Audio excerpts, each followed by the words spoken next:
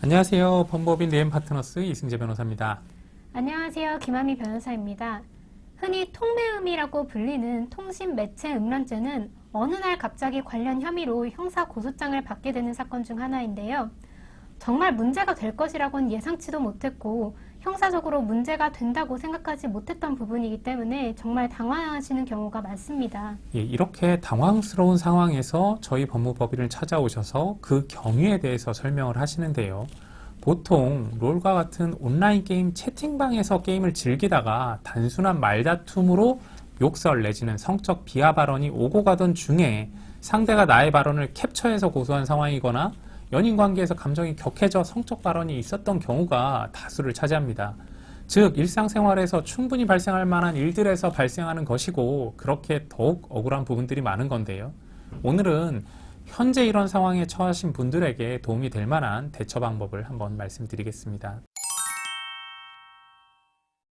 성폭력 방지 특례법에 따르면 통신매체를 이용한 음란 행위를 한 경우에 2년 이하의 징역 또는 2천만 원 이하의 벌금이 선고될 수 있는데요.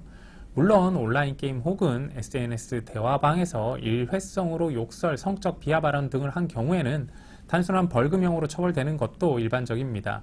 이때 생각외로 벌금이 상당한 금액으로 책정될 수는 있기 때문에 벌금이 예상되는 경우라도 변론에 소홀히 하시면 안 됩니다. 또한 다른 연락수단을 이용해서 반복해서 범행을 지속하고 여러 음란 영상 및 글을 공유하는 등의 행위를 지속했다면 중형도 가능성이 있다는 것을 주의하셔야 됩니다. 더 나아가 대화 과정에서 다른 혐의점이 발견되면 그에 대한 추가적인 혐의까지 받을 수 있다는 점에 유의하셔야 합니다. 통매음 사건의 경우에 고소인이 채팅방의 화면 혹은 대화 내용을 캡처해서 제출하는 경우가 대부분인지라 객관적인 증거는 이미 확보된 상황입니다. 이러한 상황이라면 무혐의 처분은 어려운 건지 궁금할 수 있는데요. 이렇게 객관적인 증거가 나온 상황이라 하더라도 그러한 대화 내용이 실제로 성적인 수치심을 일으키기 위한 의도가 있었는지 한번 다투어 보실 필요도 있습니다. 특정 단어에 성적인 의도가 담기지 않았다는 점에 대해서 증빙해서 통매음 무혐의를 이끌어내는 방법을 고안해 보셔야 될 겁니다.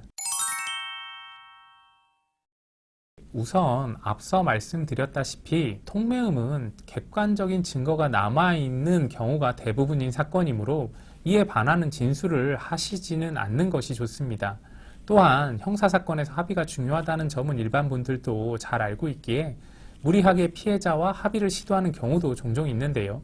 합의 과정에서 오히려 2차 가해 발생의 위험이 있기 때문에 이 부분에 있어서는 매우 조심스러운 접근이 필요합니다.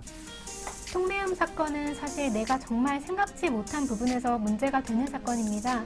경미한 범죄로 보여도 이러한 혐의가 인정되면 성폭력 방지 특례법이 적용된 성범죄 전과가 생기는 만큼 수사 초기부터 제대로 된 대응을 하셔야 합니다. 통신매체 음란죄 관련 피의자가 됐다면 혼자 고민하시기보다는 경험이 많은 형사 전문 변호사와 상담해서 가장 효과적인 형사 대응책을 마련하시길 바랍니다. 감사합니다.